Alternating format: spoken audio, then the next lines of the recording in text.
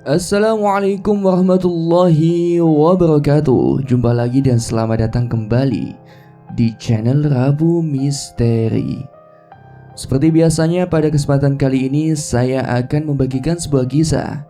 Kisah kali ini ditulis oleh Restu Wiraatmaja yang berjudul Buhul Getih Ireng. Namun sebelum saya lanjutkan ke inti ceritanya, bagi teman-teman yang belum subscribe, silakan bisa tekan tombol subscribe terlebih dahulu dan jangan lupa aktifkan lonceng notifikasinya agar tidak ketinggalan update video terbaru dari kami. Untuk itu langsung saja tanpa perlu berlama-lama lagi. Dan inilah Buhul Getih Ireng.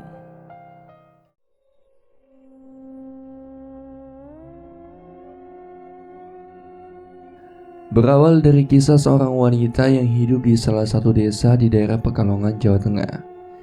Dia merupakan seorang pedagang jalanan yang memiliki warung tepat di pinggiran Jalan Pantura atau Pantai Utara. Namanya Bidarsi. Dia adalah seorang wanita yang hidup bersama dengan dua anaknya serta mertua laki-lakinya. Suami dari Bidarsi meninggal dunia karena sakit jantung. Kini mereka berempat hidup di sebuah rumah yang jaraknya tidak terlalu jauh dengan jalanan di Pantura atau Pantai Utara. Bidarsi biasa berangkat menuju ke warungnya pada pagi hari. Setelah memasak makanan untuk kedua anaknya dan juga mertuanya, Bidarsi akan pergi ke warungnya lewat pintu depan rumahnya. Dika, nanti sayurannya dipanasin ya, ucap Bidarsi pada Dika. Baik, Mae. Dika adalah anak laki-laki satu-satunya. Dia juga anak yang paling bungsu dan dipercaya oleh Bidarsi untuk menjaga rumah jika dirinya harus pergi ke warung. Semenjak kematian ayahnya, Dika menjadi sosok anak yang sangat penurut. Dia juga kadang membantu ibunya untuk menjaga warung jika Bidarsi sedang tidak enak badan. Anak pertama dari Bidarsi bernama Nanda. Dia sudah kerja di salah satu pabrik yang ada di Pekalongan. Setiap pagi Nanda harus pergi ke pabrik itu, namun itu juga tergantung dengan shift yang ia dapatkan. Kebetulan hari ini Mbak Nanda akan berangkat pagi, jadi dia juga akan meninggalkan Dika di rumah sendirian. Dik, jaga si Mbak ya, aku masuk pagi, ucap Mbak Nanda pada Dika. Loh Mbak, gak mau makan dulu tah? Tanya Dika. Nanti gampang aku makan di kantin aja. Jangan lupa sayurannya dipanasin supaya gak basi. Dika hanya mengangguk paham. Ia menyalami tangan mbaknya. Hati-hati ya mbak. Iya, jaga rumah ya. Iya mbak. Bidarsi dan juga Mbak Nanda sudah pergi. Kini hanya tersisa Dika dan juga kakeknya yang ada di rumah. Biasanya Dika akan mengajak kakeknya untuk makan bersama setelah dirinya memanasi sayur. Dika pun melangkahkan kakinya menuju kamar kakek. Namun saat dirinya sudah tiba di kamar kakeknya, tiba-tiba Dika mendengar suara aneh yang berasal dari dalam kamar kakek. Darsi. Dika merasa heran mengapa kakeknya ini memanggil nama ibunya dengan suara dan nada yang begitu mengerikan. Tidak seperti biasanya. Kakeknya ini memanggil nama ibunya dengan suara yang aneh, seperti orang marah. Kek, mau makan? Tanya Dika. Tak berselang lama kakeknya tertawa terbahak-bahak seperti orang yang sedang kesurupan. Dika pun langsung membuka pintunya dan ingin mengetahui apa yang sebenarnya terjadi pada kakeknya itu. Mbah, ada apa mbah? Akan tetapi saat Dika membuka kamar kakeknya, ia terkejut saat melihat kakeknya sedang tidur di kasur. Melihat cucunya membukakan pintu kamarnya sembari berteriak, sang kakek pun merasa terkejut. Ada apa nak? Tanya kakak Dika. Mbah, aku tadi dengar suara aneh, Mbah. Kakek manggil ibu, tanya Dika. Sang kakek langsung bangkit dari tempat tidurnya. Ia pun kemudian berjalan ke arah Dika dan hanya melewatinya saja. Akan tetapi, hal yang aneh pun dirasakan oleh Dika karena dia merasa jika yang baru saja lewat bukanlah seperti kakeknya yang ia kenal. Kek, kok aku tanya nggak dijawab? Sang kakek berhenti, ia kemudian membalikkan tubuhnya ke arah Dika sembari mengatakan sesuatu padanya. Aku mau makan, nak. Dika bernapas dengan lega, ternyata itu hanya pikiran buruknya saja. Yang menghampiri pikiran dan hatinya, Dika kira kakeknya benar-benar kesurupan karena memiliki nada dan sifat yang sangat berbeda seperti kakek yang dulu ia kenal. Dika pun langsung mengantarkan kakaknya ke tempat meja makan. Ia kemudian makan bersama dengan kakaknya sembari bercerita banyak hal. Dan nyatanya kakak dari Dika ini masih normal seutuhnya karena masih bisa menanggapi apa yang Dika ceritakan saat itu. Sore harinya Bidarsi pulang ke rumah. Seperti biasa ia pulang melewati sebuah pabrik tua yang berada di pinggir jalan Pantura. Sawah-sawah yang membentang luas dan jalanan yang sudah berlubang membuat Bidarsi harus hati-hati saat membawakan barang-barang dagangannya menggunakan sepeda miliknya. Biasanya di jam segini, jalanan menuju rumahnya sudah sangat sepi. Banyak warga yang memilih untuk tidak keluar rumah ketika waktu maghrib ingin tiba. Ia juga merasa jika hari itu jalanan benar-benar sepi. Tidak ada satupun warga desa yang keluar, baik menggunakan motor ataupun berjalan kaki. Sembari menengok ke arah kanan kiri jalanan, Bidarsi melihat ada sesuatu yang bergerak-gerak dari atas pohon mangga. Karena saat itu penerangan belum terlalu jelas ketika Bidarsi melewati pohon mangga itu, ia hanya berpikiran bahwa di pohon itu terdapat hewan yang sangat bertengger di sana. Bidarsi tidak memikirkan apapun terkait hal itu. Sampainya di rumah, Bidarsi melihat pintu depan rumahnya masih terbuka. Ia merasa sangat kesal dengan Dika karena tidak menutup pintu saat waktu sudah ingin memasuki maghrib. Dika, kenapa pintu depan tidak ditutup? Tidak ada jawaban sama sekali dari Dika. Bahkan rumahnya nampak sepi, seperti tidak ada tanda-tanda kehidupan yang berada di dalamnya. Bidarsi pun langsung memasukkan sepedanya ke dalam rumah dan segera menutup pintu depannya. Bidarsi pun berniat untuk masuk ke dalam kamarnya. Namun saat dirinya melewati kamar mertuanya, Bidarsi mendengar suara Rahman ditambah dengan suara serak dan agak parau dari dalam kamar milik mertuanya itu. Langkah Bidarsi pun terhenti di sana. Ia kemudian membalikkan badannya dan menempelkan telinganya ke daun pintu seraya berucap, "Pak, Bapak sehat?" Tak ada jawaban sama sekali. Bidarsi pikir mertuanya ini memang sedang tidak enak badan sehingga suaranya menjadi seperti itu. Ia pun kemudian meninggalkan kamar mertuanya dan bertolak kembali menuju kamarnya. Akan tetapi, baru beberapa langkah kakinya berjalan untuk menuju kamar, tiba-tiba suara mengerikan itu terdengar kembali. "Darsi!" Bidarsi segera membalikkan badannya. Ia segera masuk ke kamar mertuanya. "Astagfirullah, Bapak!"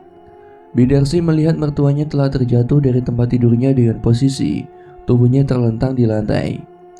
Bukan hanya itu saja, kamar mertuanya tidak seperti biasanya. Bidarsi merasa seperti ada sesuatu yang tidak beres dengan kamarnya itu. "Pak, ayo keluar, Pak." Bidarsi membawa mertuanya menuju ke ruang depan. Ia tidak tahu apa yang sebenarnya terjadi dengan mertuanya itu sendiri. Tak berselang lama Nanda pulang dari kerjanya. Diikuti oleh Dika, mereka pulang secara berbarengan. "Loh, Mak, ada apa?" tanya Nanda. Cepet panggil Kang Rusdi. Ada yang tidak beres dengan rumah ini," ucap Bidarsi. Dika segera memanggil Kang Rusdi. Kang Rusdi adalah penggiat supranatural yang ada di desanya. Ia biasa menyelesaikan masalah-masalah yang di luar nalar seperti santet dan yang lainnya. Kejadian malam itu memberikan pelajaran bagi Bidarsi untuk menjaga mertuanya itu. Ia tak habis pikir mertuanya mengalami hal yang sangat aneh. "Jadi bagaimana, Kang? Rumah ini ada penunggunya kah?" tanya Bidarsi pada Mang Rusdi. Entah apa yang ada dalam rumah ini, namun terlihat dari wajah Kang Rusdi yang nampak ketakutan dan tidak sanggup dengan sesuatu yang sudah berada dalam rumah Bidarsi tersebut. "Rumah ini sudah diikat," jawabnya. "Diikat dengan apa, Mang?" "Kijing miring." Bidarsi tidak paham apa yang dimaksud dengan kijing miring itu. Dia juga tidak mengerti maksud dari perkataan orang pintar itu. Namun karena memang ingin tahu secara pasti, Bidarsi pun terus menanyakan apa yang dimaksud dengan Mang Rusdi. "Kang, kijing miring itu apa?" Kang Rusdi hanya diam. Dia sebenarnya tidak enak hati untuk mengatakan hal itu pada Bidarsi, karena itu akan menjadi tulah bagi dirinya sendiri. Tulah yang dimaksud di sini adalah serangan bumerang yang bisa kapan saja menyerang orang-orang yang berkaitan dengan kejadian itu. Misalnya, jika ada seorang yang berniat untuk membantu, pelaku dari penyerangan ini akan lebih dulu untuk memberikan penyerahan pada orang itu. Tujuannya sudah jelas. Pelaku dari pengiriman itu tidak ingin jika keinginannya untuk menembus ambisi yang diharapkannya telah diganggu dan dihancurkan oleh orang yang membantu targetnya. Dengan begitu, Kang Rusdi memang tidak salah jika dirinya tidak memberitahu pada Bidarsi. Namun akan lebih salah lagi jika Kang Rusdi memberitahu hal itu, namun tidak mampu untuk menyelesaikan kasus ini. "Aku tidak bisa menjawabnya. Aku takut," jelas Kang Rusdi. "Kang, tapi lihat Kang, mertua saya. Hampir tiap hari dia sering berteriak memanggil nama saya dengan suara yang menyeramkan. Apakah Rusdi tidak kasihan dengan keluarga kami, Kang? Sebenarnya apa yang terjadi, Kang? Dan apa kesalahan dari keluarga kami, Kang?" Kang Rusdi menatap tiap kamar yang ada di rumah itu. Ia seperti mendapati sesuatu yang sedang memantaunya dari sana. "Mereka berasal dari timur, adalah perwujudan dari kejahatan yang menjadi satu. Aliran itu akan membawa udara kematian hingga ke tempat yang dilewatinya. Namun, dalam dunia seperti ini, kebaikan tidak akan ternilai lagi karena tertutup dengan kejahatan yang dilakukan oleh orang yang mengirim hal seperti ini." Kang Rusdi menutup pertemuan malam itu dengan memberikan beberapa wejangan. Di antara wejangan itu, antara lain, yang pertama, jangan melewati pintu depan sewaktu ingin berangkat ke warungnya. Yang kedua, tutup semua pintu, jendela atau apapun jika sudah memasuki waktu surup. Yang ketiga, taburkan beras kuning tepat di waktu pagi setelah sholat subuh. Yang keempat, dan setiap pulang, jangan pernah menyahut sesuatu yang berada di sekitar jalanan. Nasihat yang diberikan oleh Kang Rusdi pun dijalankan baik-baik oleh Bidarsi dan setiap anak-anaknya. Kini mereka semua saling menjaga satu sama lain untuk menghindari hal-hal yang belum pernah terjadi pada keluarganya. Namun anehnya, tiap menjelang tengah malam, atap rumah Bidarsi selalu berisik dan mengeluarkan suara-suara aneh tiap harinya. Terkadang Bidarsi dan kedua anaknya itu mendengar suara seperti lemparan batu yang mengenai genteng rumahnya. Takutnya lemparan batu itu berasal dari warga iseng dan memang tidak menyukai keluarga Bidarsi. Namun sewaktu dicek, tidak ada satupun genteng rumahnya yang bocor atau kedapatan benda asing yang ada di atap rumahnya. Hari-hari berikutnya, suara yang terdengar dari atap rumah Bidarsi kembali berubah. Kali ini Bidarsi dan kedua anaknya mendengar suara langkah kaki yang berjalan ke tiap sudut rumah. Karena menginjak genteng, otomatis suara itu terdengar dengan jelas dan sangat berisik. Dika diminta Bidarsi untuk mengecek lagi atap rumahnya, akan tetapi sama sekali tidak ada kejanggalan yang berasal dari atap rumah Bidarsi. Keanehan-keanehan itu semakin menjadi-jadi tatkala mertua dari Bidarsi mengalami hal yang mengerikan. Tepatnya saat itu adalah malam Jumat Kliwon.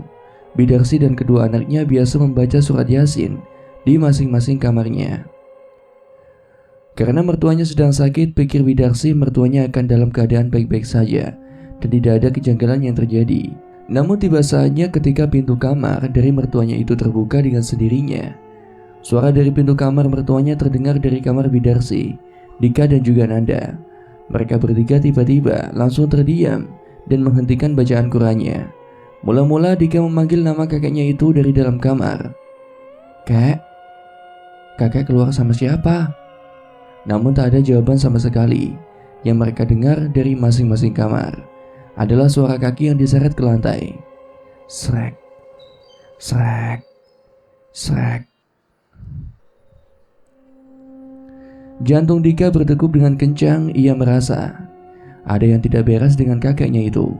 Pasalnya kakeknya memang sulit berjalan atau bahkan untuk membuka pintu semenjak kejadian dirinya jatuh dari ranjang.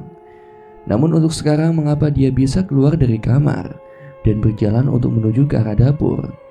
Dika mulai tidak tenang. Ia pun lebih dulu untuk segera keluar dari kamar, diikuti oleh Bidarsi dan Nanda. Mereka berdua segera meletakkan Al-Qur'annya masing-masing ke tempat semula. Bidarsi dan Nanda melihat Dika yang sudah keluar lebih dulu. "Kakek di mana, Dik?" tanya Nanda. "Aku nggak tahu, Mbak," jawab Dika. Bidarsi melangkahkan perlahan kakinya meninggalkan keduanya. Ia mendengar sesuatu dari arah dapur. Pikirannya benar-benar tidak mengerti mengapa perasaannya kali ini merasa sangat tidak enak. "Bu, ada apa, Bu?" "Diam, dengar gak?" tanya Bidarsi. Dika dan Nanda mendengar sesuatu. Mereka seperti mendengar ada seorang yang sedang menyeret kursi tempat mereka makan yang berada di dapur. Bidarsi, Dika dan Nanda pun melangkahkan kakinya bersama-sama untuk mengetahui apa yang sedang terjadi di sekitaran dapur. Langkah mereka semakin dipercepat tatkala dari kejauhan mereka sudah melihat seorang sedang menaiki kursi dan mengaitkan tali ke lehernya. "Mak, itu kakek!" teriak Dika. Dika dan Nanda segera berlari untuk menuju ke arah kakeknya. Namun belum saja mereka berdua menyentuh tubuh kakeknya, hal yang mengerikan pun terpampang di hadapan mereka. Brak! Tubuh dari laki-laki tua itu sudah dulu mengambang di atas lantai. Lehernya terikat oleh tali tambang yang dibuatnya sendiri. Matanya langsung melotot ke atas, lidahnya menjulur keluar dari mulutnya. Masih bisa bergerak, namun tidak berselang lama tubuhnya mematung dan napasnya berhenti seketika. "Bapak! Simba!" Lelaki tua itu meninggal dunia dengan cara yang mengenaskan. Malam itu rumah mereka sempat heboh dan ramai dengan kejadian yang paling tragis yang ada di desa. Para warga mulai berdatangan, tangis dan haru menyelimuti rumah Bidarsi. Satu persatu para warga yang ada di desa itu memberikan ketegaran pada Bidarsi dan juga kedua anaknya. Mereka tidak menyangka kejadian ini menimpa pada keluarganya sendiri. Aksi bunuh diri yang dilakukan oleh mertua Bidarsi sangat-sangat tidak wajar. Kematiannya seperti digerakkan oleh sesuatu. Karusdi berada di luar rumah. Ia tidak ingin masuk dalam rumah hanya untuk melihat jasad dari mertua Bidarsi. Dia merasa gagal karena tidak bisa membantu warganya yang sedang ditimpa oleh kiriman santet yang sangat mengerikan itu. Rasuk. Itu adalah rasuk. Sesuatu yang mampu menggerakkan tubuh seorang tanpa sadar dan akan dilepaskan ketika sudah berhasil mengalami kecelakaan yang mengerikan. Kasus mertua Bidarsi ternyata bukanlah kasus yang pertama. Jauh dari sebelum kasus ini terjadi, ada beberapa kasus yang sama yang sering terjadi di desa ini. Mereka menyebutnya sebagai serangan kijing miring.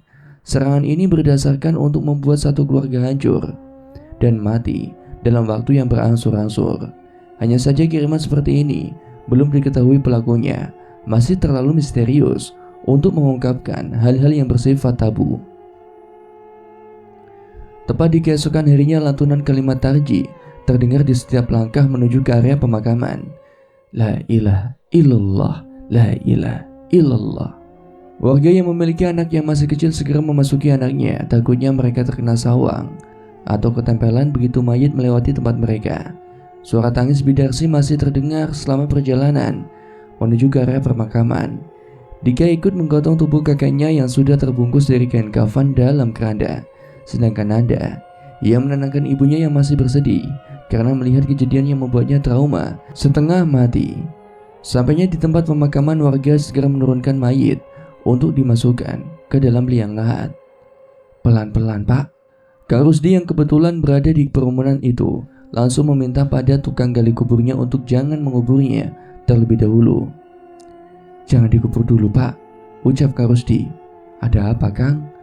Tanya tukang gali kubur. Tanpa basa-basi, Kang Rusdi segera turun ke liang lahat. Ia segera membacakan doa khusus dan melepaskan ikatan tali pocong yang belum dibuka oleh tukang gali kubur. Tali pocongnya belum terbuka, jelas Kang Rusdi. Tukang gali kubur itu hanya tersenyum. Kesalahan kecil bisa sangat berakibat fatal. Untungnya, Kang Rusdi segera turun ke liang lahat untuk melepaskan ikatan tali pocong itu. Namun ternyata ada satu lagi yang ingin dilakukan oleh Kang Rusdi. Ia minta pada tukang gali kubur agar dibuatkan bola-bola dari tanah. Aku minta buatkan bola-bola dari tanah liat, 3 biji saja, ucap Kang Rusdi. Buat apa, Kang? Wes, ojo kakek cangkem. Tukang gali kubur itu segera naik ke atas. Para warga penasaran mengapa proses penguburan jenazah seperti diperlambat dan diulur-ulur. Dengan cepat tukang gali kubur itu segera membuat bola-bola yang berasal dari tanah liat dengan ukuran segenggam kepalan tangan. Ini, Kang. Kang Rusdi segera mengambil bola-bola itu. Lalu ia tempatkan ke bagian kaki agar tidak menyentuh langsung ke tanah kuburan. Selepas melakukan hal itu, Kang Rusdi segera membisiki sesuatu pada mayat yang sudah disandarkan di liang lahat. Aku tidak tahu siapa yang melakukan hal ini pada wargaku. Tapi jika dirimu tidak tobat, kamu akan terkena kirimanmu sendiri. Kijing Miring akan membunuhmu. Setelah membisiki hal itu, ke mayat mertua Bidarsi, Kang Rusdi segera menutup tubuh mayat itu dengan papan. Lalu ia segera naik ke atas lahat dan menyuruh pada tukang gali kubur itu untuk segera mengubur si mayat dengan cepat. Pendem saiki. Kang Rusdi melihat wajah Bidarsi, Dika dan juga Nanda. Ia merasa kasihan tatkala ketiganya meminta bantuan padanya, namun dia sendiri tidak mampu untuk mengabulkan permintaannya. Namun kali ini Kang Rusdi tidak akan diam. Dia tidak mau warganya terus-terusan menjadi korban dari pengiriman kijing miring yang dilakukan oleh seorang yang sama sekali belum diketahui oleh dirinya sendiri. Kematian dari mertua Bidarsi masih menyimpan luka untuk Bidarsi dan juga anak-anaknya. Sampai-sampai mereka bertiga tampak lesu dan tidak bergairah untuk menjalankan aktivitas kesehariannya. Dika yang biasanya membantu kakeknya untuk menuju dapur ketika ingin makan. Namun untuk hari itu juga dia hanya bisa melihat daun pintu milik sang kakek yang sudah tertutup rapat.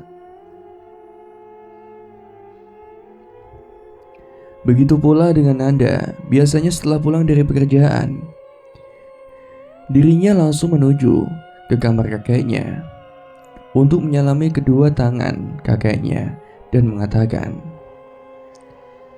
"Kakek sudah makan apa belum?"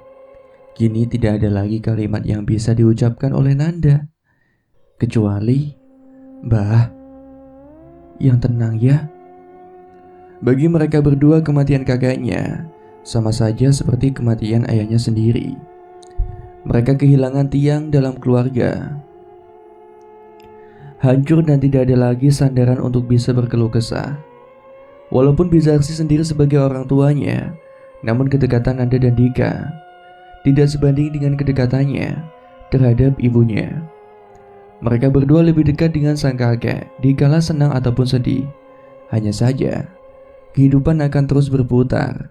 Yang sekarang hidup bisa jadi beberapa hari, beberapa bulan, atau mungkin beberapa tahun lagi mereka akan merasakan yang namanya kematian. Berada di sebuah desa yang memiliki trust isu yang sangat mengerikan. Desa ini memang sudah beberapa kali dikenal akan serangan-serangan gaib yang berasal dari orang-orang tertentu. Kehadiran Kang Rusdi di desa ini memang sangat dibutuhkan. Pasalnya banyak warga desa yang mengalami kejadian yang mengerikan di tiap tahunnya. Terlepas dari itu semua, ternyata ada banyak penyebab orang melakukan pengiriman dan penyerangan hal itu. Salah satunya yaitu dengan timbulnya rasa benci dan iri terhadap korban. Pelaku biasanya akan menyewa dukun atau memang orang pintar untuk menjalankan perintahnya terhadap pengiriman santet semacam itu.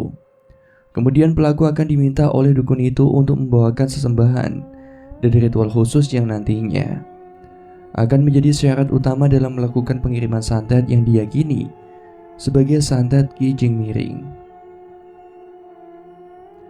Santet ini sangat mengerikan. Dalam santet ini korban akan mengalami hal yang tidak wajar sebelum kematiannya. Biasanya para korban akan mengalami kerasukan, timbul penyakit dalam yang tidak diketahui penyebabnya, dan tubuh menjadi mengering seperti dihisap oleh sesuatu hingga meninggal dunia. Seminggu setelah kematian dari mertua Bidarsi, rumah menjadi tampak suram. Bidarsi yang pergi menuju warung miliknya, Nanda yang bekerja di tempat pekerjaannya, dan Sidika yang memang sibuk dengan aktivitas masa mudanya, menjadikan rumah menjadi sangat sepi. Namun ternyata semua itu belum usai. Kiriman itu masih berjalan hingga meramban ke anggota-anggota keluarga yang lainnya. Tepatnya ketika di malam hari pada Selasa Kliwon, saat itu Bidarsi sedang merasa kelelahan. Dia tidak mengetahui jika malam itu akan menjadi penyebab hal yang mengerikan dan terulang untuk kedua kalinya. Anak pertamanya yaitu Nanda tiba-tiba berteriak sangat histeris di kamarnya. Hal ini membuat Bidarsi dan juga Dika panik setengah mati. Nanda berteriak sembari menggedor-gedorkan kepalanya di pintu. Bidarsi segera meminta pada Dika untuk manggil Kang Rusdi. Malam itu juga, malam yang seharusnya menjadi waktu untuk istirahat, kini berubah menjadi sebuah teror yang sangat mengerikan bagi Bidarsi dan juga Dika. Tepatnya pada malam itu, Kang Rusdi segera menangani Nanda yang sedang kerasukan. Kang Rusdi segera membantu mengeluarkan sosok yang masuk ke dalam tubuh Nanda. Beberapa kali Nanda memberontak dan mengatakan sesuatu yang bahasanya sangat tidak bisa dimengerti. Dia hanya menggigit-gigit lidahnya hingga berdarah dan memukul-mukuli kepalanya dengan tangannya. Hingga akhirnya Nanda pun berhasil ditenangkan oleh Kang Rusdi. Hanya saja banyak luka yang berada di tubuh Nanda hingga dirinya harus beristirahat dan selalu dalam jangkauan. Kang Rusdi menyatakan jika serangan ini didasarkan oleh seorang yang memang tidak menyukai Bidarsi dan juga anggota-anggota keluarga lainnya. Entah mungkin orang terdekat atau orang yang memang memiliki hubungan terhadap keluarga Bidarsi. Namun Kang Rusdi meminta pada Bidarsi untuk menjaga kedua anaknya. Kiriman itu masih belum usai. Pelaku berniat untuk mengincar anak-anak dari Bidarsi untuk dijadikan korban selanjutnya. Karena itu pada malam itu juga Kang Rusdi menanamkan potongan pring kuning dan menanam beberapa jahe ke beberapa tempat yang ada di rumah Bidarsi. Cara ini sangat ampuh untuk menghindari serangan-serangan seperti santet dan kiriman lainnya yang berasal dari pelaku. Pagi harinya Nanda masih bengong dan belum bisa mengatakan apa-apa. Pandangannya benar-benar kosong. Hal ini membuat Bidarsi khawatir. Ia takut jika Nanda akan mengalami hal yang sama seperti apa yang telah terjadi pada mertuanya atau kakek dari Nanda yang baru saja meninggal dunia. Bidarsi pun akhirnya memutuskan untuk tidak berjualan terlebih dahulu. Ia kemudian minta pada Dika untuk menggantikannya menjaga warung. Untungnya Dika menuruti apa yang diperintahkan oleh ibunya. Dengan begitu, Bidarsi bisa lebih leluasa untuk menjaga anak sulungnya itu. Selama berada dalam rumah, Bidarsi membereskan pekerjaan rumahnya yang belum selesai. Ia sendiri membersihkan baju-baju peninggalan mertuanya yang masih berada dalam kamar untuk nantinya akan dibagi-bagikan ke tetangga atau warga sekitar. Bidarsi memasukkan barang-barang peninggalan mertuanya ke sebuah gudang. Sementara untuk pakaian dan hal lainnya, Bidarsi menggabungkan menjadi satu di sebuah keranjang baju lalu ia bawa ke gudang untuk nantinya dibagikan kepada tetangga dan warga sekitar yang memang membutuhkan dan menginginkan baju itu, celana ataupun sarung yang pernah dikenakan oleh almarhum selama masih hidup. Setelah membereskan semua pekerjaan rumahnya, Bidarsi menuju ke kamar anaknya. Masih sama seperti biasanya, Nanda hanya terdiam. Tatapannya masih kosong, ia juga sering menatap ke arah depan seperti ada sesuatu yang berada di hadapannya. Namun kali ini, ada sesuatu yang beda dan benar-benar sangat mengerikan hingga Bidarsi sendiri merasakan sensasi merinding akan dibuatnya. Saat dimana Bidarsi sedang duduk di dekat Nanda, tiba-tiba Nanda tersenyum lebar lalu tertawa ringan. Ia kemudian menunjuk sesuatu yang ada di hadapannya itu dan mengatakan, "Kakek." Bidarsi terkejut mendengar kalimat yang keluar dari mulut Nanda. Bicara apa kamu, Duk?" "Kakek ada di depanku, Mak." Bidarsi segera meminta pada Nanda untuk mengucapkan istighfar. Dia sadar apa yang dilihat oleh Nanda bukanlah yang wajar dan tidak secara kebetulan.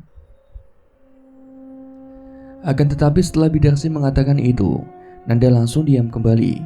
Tatapannya kembali kosong seperti semula, tidak berekspresi dan tidak mengatakan satu kalimat pun. Bidarsi pun segera memeluk anak sulungnya itu. Ia tidak mau ada korban yang akan berjatuhan lagi dari keluarganya. Sementara itu Dika yang berada di warung langsung mendapati beberapa pelanggan setia dari ibunya. "Ibumu mana, Dek?" tanya supir truk yang biasa menjadi pelanggan ibu. "Ibu di rumah, Om. Soalnya kakak sakit. Jadi ibu yang jaga kakak. Nah karena itu ibu menyuruhku untuk menjaga warung." Supir truk itu hanya mengangguk. Biasanya pelanggan yang sudah lama membeli kopi atau makanan di tempat Bidarsi, ia akan membuat kopi sendiri. Karena itulah Dika tidak terlalu repot jika ada banyak pembeli langganan ibunya yang mendatangi warungnya dan melayani sendiri. Tepat di sore hari setelah warung ingin tutup, Dika melihat ada salah seorang yang melemparkan sesuatu tepat di belakang warung milik ibunya.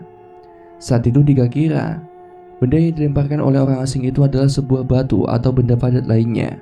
Pasalnya, ketika benda itu dilemparkan, lemparannya tepat mengenai pintu belakang warungnya.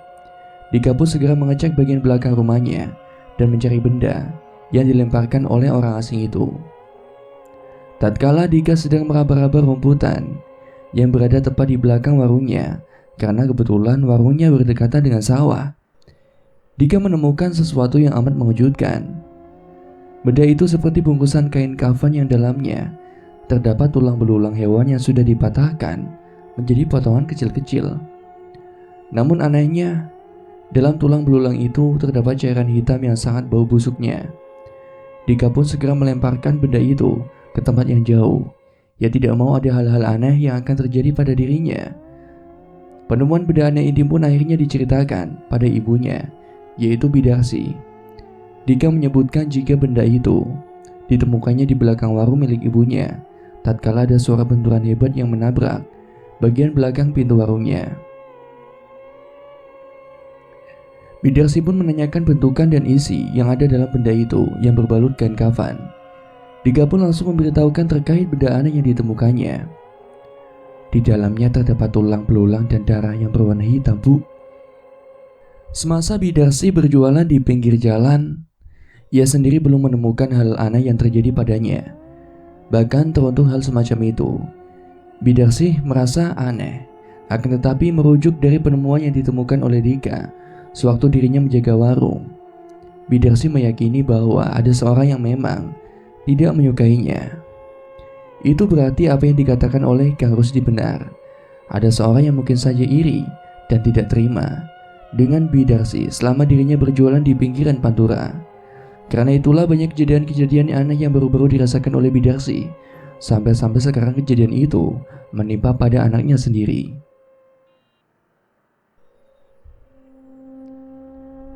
Karena Bidarsi tidak tahu benda apa yang dimaksud, akhirnya Bidarsi pun meminta tolong pada Dika untuk memanggil kembali Kang Rusdi untuk menyelesaikan permasalahan ini. Alhasil Dika pun segera menuju ke rumahnya Kak Rusdi untuk menyampaikan keluhannya dan juga keluhan ibunya serta keadaan dari kakaknya, yaitu Nanda. Awalnya Kak Rusdi menolak untuk mendatangi rumah Bidarsi. Kak Rusdi tidak ingin jika pengiriman ini akan berlanjut secara terus-menerus dan belum ada tindakan yang baik bagi dirinya sendiri. Namun karena Dika benar-benar membutuhkan bantuannya, Kak Rusdi pun akhirnya mau menerima undangan yang diberikan oleh Dika padanya. Malam itu juga Kak Rusdi kembali mendatangi rumah Bidarsi. Di sana Kak Rusdi segera menjelaskan apa yang baru saja ditemukan oleh Dika. Itu namanya buhul. Buhul itu kerjanya untuk mengikat korban yang akan dijadikan korban selanjutnya. Mendengar penjelasan dari Kak Rusdi, Bidarsi pun segera meminta pada Kak Rusdi untuk segera membantunya. Ia tidak mau jika korban selanjutnya akan terus berjatuhan selama kiriman itu selalu menyerang dan menjadikan mimpi buruk baginya dan juga anak-anaknya. Kak Rusdi pun menjelaskan lagi bahwa rumah yang sekarang dihuni oleh Bidarsi dan kedua anaknya sudah diberikan pagar gaib. Dengan begitu serangan-serangan gaib lainnya tidak akan mungkin menyerang lagi. Bidarsi pun bernapas dengan lega mendengar hal itu.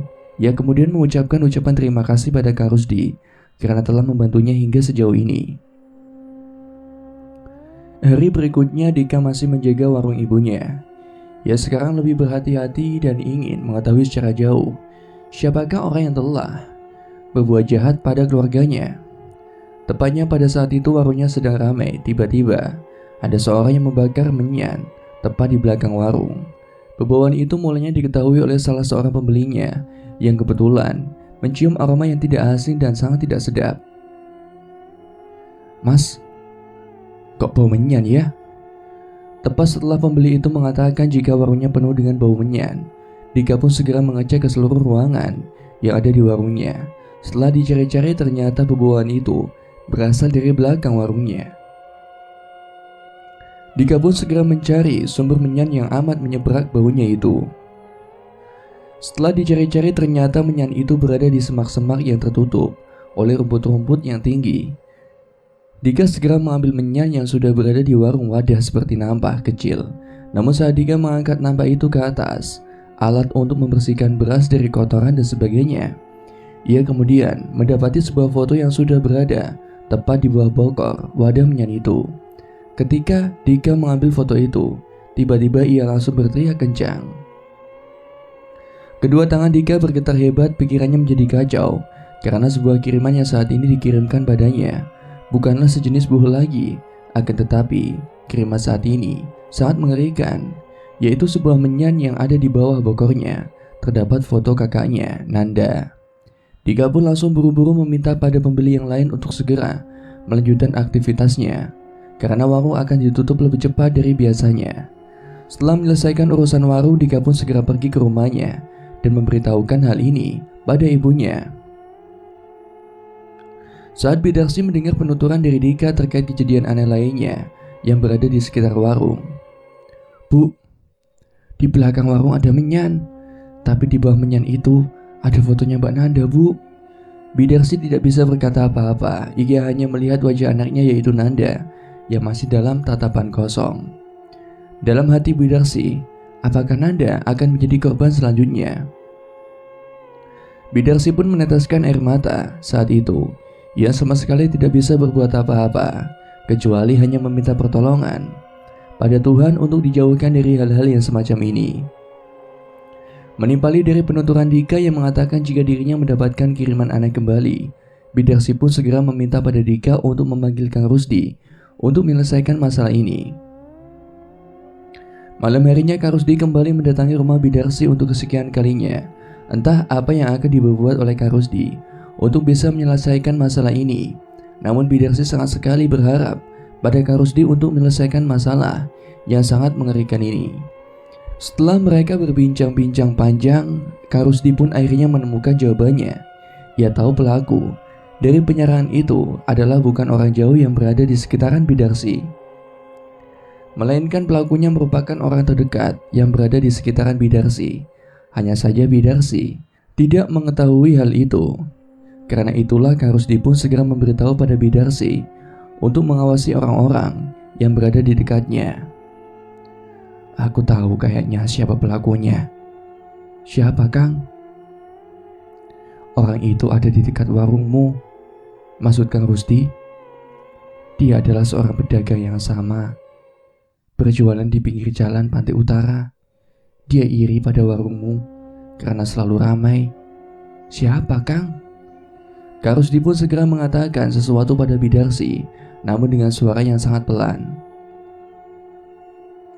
3 warung dari tempatmu. Dia adalah pelakunya. Orang itu sedang mengincar keluargamu. Jalanan Pantura disebut-sebut sebagai tempat yang sangat strategis untuk berjualan dan menjajakan dagangannya. Banyak warga Pantura yang membuka warung dan lapak-lapak tertentu untuk menghidupi kesehariannya.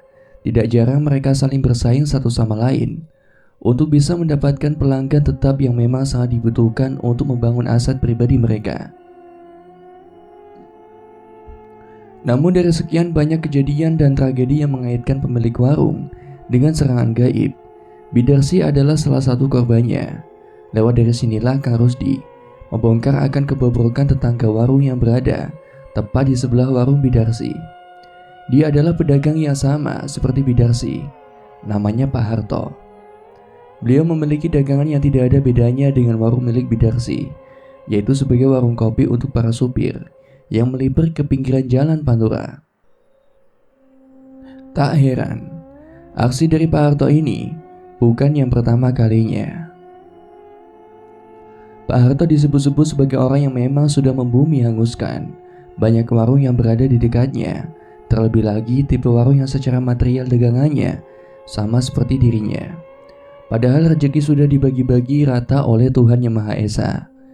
Semua sudah ada porsinya masing-masing, namun manusia yang hatinya sudah sakit memang tidak menyukai akan yang namanya kecukupan. Mereka akan terus-menerus mencari hal yang lebih dan melancarkan segala aksinya untuk mendapatkan semua ambisi yang diinginkannya. Itulah gambaran yang bisa digambarkan lewat karakter Pak Harto. Hanya karena perkara warung, Pak Harto tega membunuh banyak orang demi warungnya ramai. Jalanan Pantura sangat panas, medannya tidak beraturan. Begitu juga dengan orang-orangnya. Jika yang kalian temui adalah orang-orang yang berwatak seperti jalanan aspal Pantai Pantura, maka kalian akan menemukan manusia-manusia yang keji, yang kesehariannya hanya meneguk arak dan memainkan judi. Namun jika yang kalian temukan adalah orang-orang yang murah senyum dan saling sapa hangat, maka kalian akan merasakan betapa bahagianya menjadi salah satu warga Pantura. Terungkap sudah pelaku dari perlakuan pengiriman santet yang mengenai keluarga Bidarsi. Namun bagaimana caranya membuktikannya? Secara kenyataan pelaku santet sulit untuk diungkapkan baik secara bukti maupun secara beberapa versi. Namun Kang Rusdi tidak kehilangan solusi. Dia akan berusaha untuk membongkar keburukan dari Pak Harto yang memang merupakan pelaku dari santet itu. Sudah lama Kang Rusdi mencurigai jika Pak Harto lah pelaku di balik penyerangan beberapa warga yang telah meninggal dengan gejala kerasukan lalu melakukan tindakan bunuh diri. Untuk membongkar kebobrokan yang dilakukan oleh Pak Harto, Kang Rusdi menaruh potongan piring kuning dan juga jahe yang diletakkan pada malam hari di warung milik Pak Harto. Jika benar itu adanya, maka Pak Harto akan merasa tidak nyaman dan membakar sesuatu di hadapan warungnya tepat di pagi hari. Dengan begitu, terbongkar sudah apa yang memang sudah dilakukan oleh Pak Harto selama bertahun-tahun untuk menggusur para pesaingnya. Malam itu juga Dika dan Kang Rusdi pergi untuk menuju ke warung milik Pak Harto yang jaraknya tidak terlalu jauh dengan warung miliknya. Setibanya di sana, Kang Rusdi segera memasang potongan piring kuning dan juga menanam jahe di bagian timur warungnya. Selesai melakukan itu, mereka berdua pun kembali ke rumah dan menunggu hingga esok hari. Tepat di keesokan harinya, dia tidak sendirian pergi ke warung. Dia dan juga Kang Rusdi ingin membuktikan apa yang akan terjadi jika memang telah dibenarkan hal itu. Kak Rusdi minta pada Dika untuk berjualan seperti biasanya, dengan catatan Dika tidak boleh memberitahukan pada orang-orang jika Kak Rusdi ada dalam warungnya. Tujuan Kak Rusdi hanya satu, ia ingin membuktikan pada para warga jika pelaku dari penyantetan ini adalah Pak Harto. Jika memang benar, maka Pak Harto harus diberi hukuman yang setimpal karena perbuatannya sendiri. Hal ini didasarkan dengan perbuatannya yang telah melanggar hukum norma kehidupan manusia dan juga agama. Karena itulah Kak Rusdi menginginkan hukumannya setimpal, dalam artian hukuman sosial yang mampu memberikan jera terhadap seluruh kehidupannya. Mengapa harus hukum sosial?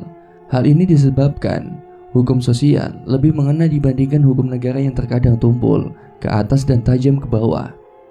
Sama seperti biasanya, saat itu jalanan Pantura sedang sangat padat. Dika kedapatan banyak supir yang turun ke pinggir jalan dan mampir ke warung milik ibunya. Kak Rusdi masih menunggu momen yang tepat. Dia hanya ingin menunggu apa yang akan terjadi selanjutnya. Sembari menunggu, Kak Rusdi membantu Dika untuk melayani para pembeli yang ada di warungnya itu. Tepat jam 10 pagi, apa yang dikatakan oleh Kak Rusdi benar-benar terjadi. Pak Harto keluar dari warungnya sembari membawa beberapa barang untuk dibakarnya tepat di hadapan warung. Ia juga nampak menengok ke arah kanan dan kiri jalan. Entah apa yang dibakarnya. Nampaknya Kak Rusdi tahu apa yang akan dilakukan oleh Pak Harto. Usut demi usut, ternyata Pak Harto menyadari ada sesuatu yang aneh yang berada di warungnya itu. Ia kemudian melepaskan semua potongan pring kuning yang tertempel di warungnya dan mencari gundukan tanah yang masih baru untuk diambil tanamannya. Pak Harto sudah tahu dengan apa yang dilakukannya. Pak Harto sendiri telah mengklaim bahwa dirinya adalah pelaku dari pengiriman santet yang dilakukan oleh mertua Bidarsi dan juga beberapa orang warga. Selepas membakar semua barang-barang yang tertempel dan tertanam di sekitar warung Pak Harto, Kak Rusdi pun langsung pergi begitu saja. Dia berniat untuk melakukan pengecekan di rumah Bidarsi. Takutnya akan ada sesuatu yang terjadi jika Pak Harto benar-benar telah mengetahui strategi yang dijalankan oleh Kak Rusdi sendiri. Namun sampainya di hadapan rumah Bidarsi, Kak Rusdi terkejut melihat ada penampakan 3 sosok hitam yang tengah berdiri di hadapan pintu rumah. Mereka nampaknya adalah kiriman dari Pak Harto yang ingin mencelakai Nanda, yang sedang dibuat kacau karena kiriman santet itu. Untuk menghilangkan ketiga sosok itu, Kak Rusdi mengambil segenggam pasir yang ada di jalanan. Lalu dia bacakan beberapa ayat Al-Quran. Selepas itu ia taburkan tepat mengenai ketiga sosok yang ada di hadapannya. Dengan begitu, ketiganya menghilang dan kembali lagi ke tuannya untuk melaporkan terkait apa yang sedang terjadi. Kak Rusdi segera masuk ke rumah Bidarsi. Ternyata Bidarsi pun merasakan ada keanehan dalam rumahnya. Untungnya Kak Rusdi dengan cepat langsung mengatakan hal yang sudah terjadi selama dirinya berada di warung milik Bidarsi. Aku tahu siapa pelakunya. Siapa, Kang? Pak Harto. Mendengar nama pelaku yang baru saja disebutkan oleh Kak Rusdi, Bidarsi langsung tidak percaya. Ia meneteskan air matanya terkait hal itu. Entah apa yang dirasakan oleh Bidarsi sewaktu dirinya mengetahui pelaku dari santet itu. Namun di wajahnya sudah tergambarkan perasaan kecewa yang tak bisa diungkapkan. Pak Harto itu orang yang menolongku membereskan warung, Kang. Kok tega melakukan hal itu? Kak Rusdi kembali menjelaskan apa yang ia ketahui terkait perilaku manusia sewaktu dirinya memiliki penyakit hati yang sudah menggerogoti hawa dan nafsunya. Manusia itu mudah berubah hatinya, Bu. Dalam sekejap, pikirannya juga akan mengikuti apa yang hatinya katakan. Karena itu, orang terdekat yang dikenal, layaknya kalajengking, dia akan menusuk dari belakang dan melakukan apapun demi tercapainya segala ambisi dan keinginannya. Bidarsi masih belum menerima kenyataan jika pelaku dari penyantetan itu adalah Pak Harto. Mungkin dalam pikiran Bidarsi, Pak Harto adalah orang yang baik yang telah membantunya, akan tetapi berbeda dalam pikiran Kang Rusdi. Saat dimana Pak Harto merasa iri dengan pencapaian yang telah dilalui oleh Bidarsi, kemungkinan besar Pak Harto akan berubah pikiran terkait apa yang telah Bidarsi lakukan. Waktu maghrib akan tiba. Dika segera buru-buru untuk membereskan semua pekerjaan warungnya. Ia kemudian segera mengecek seluruh warung, barangkali ada sesuatu yang tertinggal dan belum terjamah olehnya. Selepas mengecek semua warungnya, Dika langsung menutup warungnya. Dia segera buru-buru untuk pulang ke rumah. Namun betapa terkejutnya Dika tatkala ada seorang pria yang sedang duduk di depan warungnya sembari menyeruput kopi hangat. "Mau pulang, Dik?" "Pak Harto, saudaramu masih mau hidup tidak?" "Maksudnya, Pak?" Pak Harto menatap tajam ke arah Dika yang kemudian mengatakan sesuatu yang mengerikan terkait pembicaraannya itu. "Jangan ganggu aku lagi. Jika Mbakmu masih ingin hidup, jangan ganggu aku." Dengan seketika, seluruh tubuh Dika langsung merinding ketakutan. Tubuhnya tidak bisa melakukan apa-apa. Setelah Pak Harto memberikan ancaman padanya, Pak Harto segera meninggalkan Dika dan segera masuk ke dalam warungnya. Dika yang masih ketakutan segera buru-buru meninggalkan warungnya dan melaporkan hal ini pada ibunya. Setibanya di warung, Dika langsung mendapati ibunya yang sedang di kamar kakaknya. Dika yang masih mengingat ancaman itu langsung memberitahu pada ibunya. Bu. "Iya nak, ada apa?" Pak Harto, Bu." Bidarsi langsung tercengang mendengar kalimat yang baru dikatakan oleh anak bungsunya itu. "Ada apa nak?" "Tadi Pak Harto ancam aku, Bu." "Ngancam apa?" Dika pun segera menjelaskan ancaman itu. Mulutnya nampak sulit digerakkan sewaktu dirinya menjelaskan terkait ancaman itu. Seperti ada sesuatu yang menahan mulutnya untuk berbicara dan menjelaskan kalimat yang ingin disampaikan pada ibunya. "Pak Harto bilang, Bu, kita jangan mengganggu dia lagi. Kalau tidak, Mbak Nanda akan mati." Mendengar kalimat itu, Bidarsi langsung panik setengah mati. Ia kemudian bergegas untuk menuju rumah Kang Rusdi untuk memberitahu hal itu. Nampaknya hari itu kekacauan sedang melanda Bidarsi dan juga keluarganya.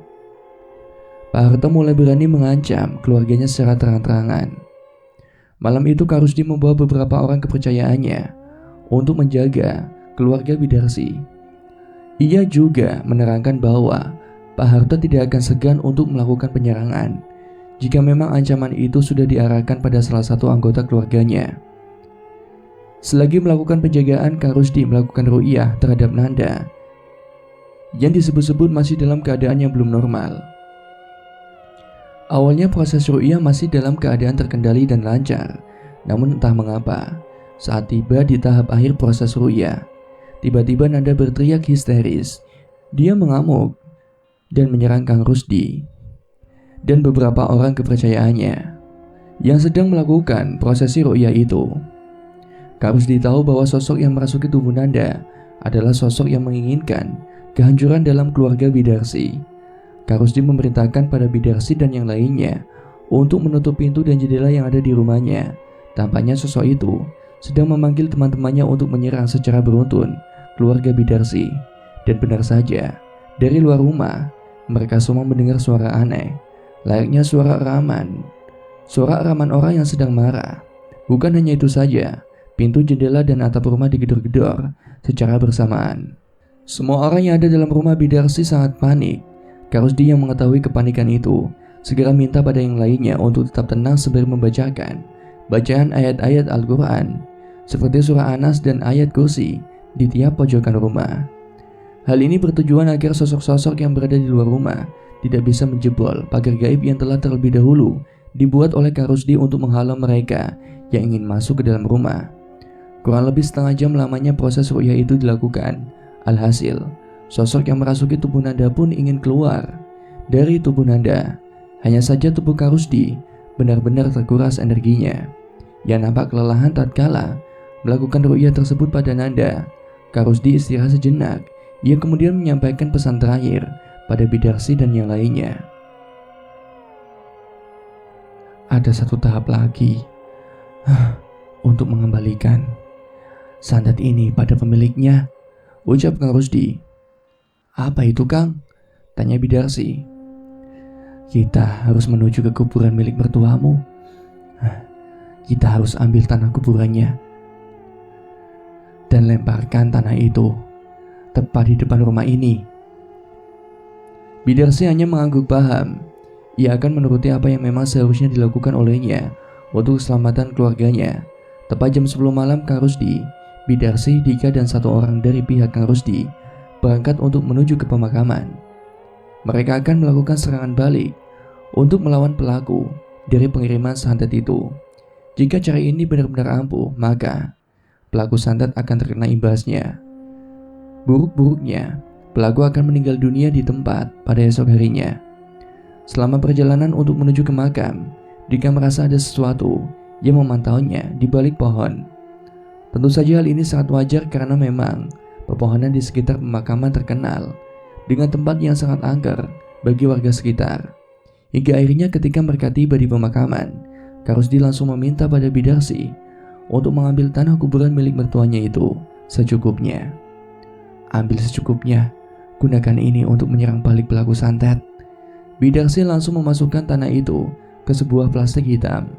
Setelah melakukan itu, mereka kembali pulang ke rumahnya untuk segera melakukan ritual penyerangan balik santet tersebut. Setibanya di rumah, Bidarsi masih agak ragu. Awalnya dia ingin melakukan hal itu, namun jika pelaku didiamkan saja, maka imbasnya akan ada pada keluarga yang lainnya. Lemparkan tanah itu tepat di halaman rumah, lalu tunggu sampai semuanya bereaksi. Jika santet itu masih ada, maka akan keluar asap yang mengepul dari tanah itu. Bidarsi mengangguk paham. Dengan keyakinan hati dan tekadnya yang kuat demi keselamatan anak-anaknya, Bidarsi pun segera melemparkan tanah kuburan itu tepat di depan rumahnya. Selepas melemparkan tanah itu, Bidarsi dan yang lain menunggu sampai tanah kuburan itu bereaksi dengan sendirinya. Dan benar saja, tidak lama kemudian keluar kepulan asap layaknya kebakaran sampah yang biasa dilakukan Bidarsi di halaman rumahnya. "Kang, kok bisa?" "Itu tandanya santet itu masih ada.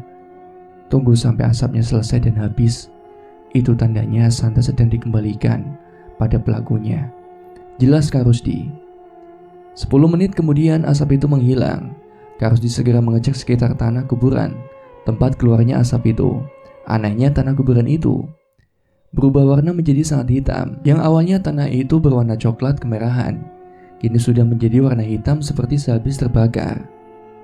Tunggu sampai besok, akan terjadi sesuatu pada pelaku santet yang menyerang keluargamu dan orang-orang yang menjadi korban atas perlakuan buruknya. Keesokan harinya, Dika bangun kesiangan. Bidarsi juga memahami akan hal itu, karena semalam tadi mereka selesai melakukan penyerangan balik santet pada pelaku. Namun sampai jam 8 pagi belum ada tanda-tanda aneh terkait pengumuman orang yang meninggal dunia. Apakah pelakunya bukan Pak Harto? Lalu siapa? Bidarsi pun akhirnya berjalan ke rumah-rumah warga. Ia melihat ada banyak warga yang sedang berkumpul. Mayoritas adalah ibu-ibu semua. Bidarsi pun ikut nimbrung untuk mengetahui pembahasan apa yang sedang mereka bahas. Entah karena dirinya ingin mengetahui pembahasan itu atau berita terkini dari sekitaran warganya.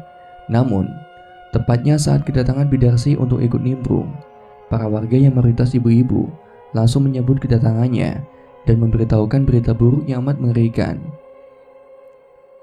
"Bu, Ibu Darsi tahu nggak? Pak Harto dan istrinya meninggal dunia, Bu, di rumah sakit. Katanya keduanya kecelakaan sewaktu ingin pulang ke rumah," jelas salah satu warga. "Loh, kok aku baru tahu? Kenapa pihak musola nggak mau mengumumkan berita kematian mereka?" tanya Bidarsi. "Dengerin dulu, Bu. Pihak musola bukan tidak mau mengumumkan, Bu. Tapi sewaktu berita ini menyebar, dia nggak mau mengumumkan." "Berita apa?" "Pak Harto dan istrinya itu tukang santet. Mereka berdua biasa menyantet orang-orang yang warungnya berdekatan dengan warung miliknya. Apalagi yang ramai warungnya seperti milik Ibu." Bidarsi hanya tersenyum. Dia tidak bisa mengatakan apa-apa. Ternyata benar apa yang dikatakan oleh Kang Rusdi, jika pelaku utamanya adalah Pak Harto. Namun yang membuat Bidarsi tidak habis pikir adalah keterkaitan dari istrinya, yang ternyata dia adalah dalang dari awal mula santet ini bermula. Menurut beberapa sumber warga desa tersebut, Pak Harto awalnya dibujuk oleh istrinya yang iri karena melihat perkembangan warung-warung yang ada di dekatnya di jalanan Pantura. Terlebih lagi warungnya sendiri sangat sepi dan jarang dikunjungi oleh para pembeli. Dari situlah istri Pak Harto ini membujuk pada suaminya untuk membunuh secara perlahan orang-orang yang memiliki warung di pinggiran jalan pantai utara itu. Tujuannya agar warung mereka ramai dan warung-warung yang lain yang ada di sekitarnya itu menjadi sepi. Namun ternyata semenjak berkembangnya warung Bidarsi, saingan dari Pak Harto pun mengarah pada Bidarsi. Pak Harto pun dibujuk oleh istrinya untuk menyantet mertua dari Bidarsi. Awalnya tujuan mereka hanya ingin menjatuhkan mental Bidarsi, namun karena Bidarsi tetap berjualan, istri dari Pak Harto ini menginginkan kepada Pak Harto untuk menyerang anak pertamanya yang bernama Nanda. Namun aksi dari mereka pun akhirnya tercium oleh Kak Rusdi yang merupakan supranaturalis warga desa. Dengan menempeli potongan bambu kuning dan menanam jahe di warungnya, aksi dari Pak Harto dan istrinya akhirnya terbongkar. Karena itulah Kak Rusdi berkeinginan untuk menyerang balik perlakuan Pak Harto dengan cara mengirimkan tanah kuburan dari korban yang terkena santet jenis itu. Dan faktanya pun terungkap. Setelah melakukan penyerangan balik, Pak Harto dan istrinya mendapatkan tulah akibat dari apa yang telah mereka lakukan. Semenjak kejadian itu, para warga masih belum berkeinginan untuk memberikan empati pada keluarga Pak Harto dan yang lain. Mereka sudah cukup merasakan penderitaan sewaktu Pak Harto dan istrinya menyerang para warga yang tidak bersalah. Atas kejadian ini, mereka pun mendapatkan banyak pelajaran untuk tidak berlaku iri atau sakit hati pada siapapun, karena hal itu sendiri yang nantinya bagi mereka yang terkait di dalamnya. Wallahu a'lam bishawab. Demikianlah kisah kali ini yang dapat saya sampaikan. Semoga bisa bermanfaat untuk kita semua. Amin ya rabbal alamin. Terima kasih, sampai jumpa di episode selanjutnya. Wassalamualaikum warahmatullahi wabarakatuh.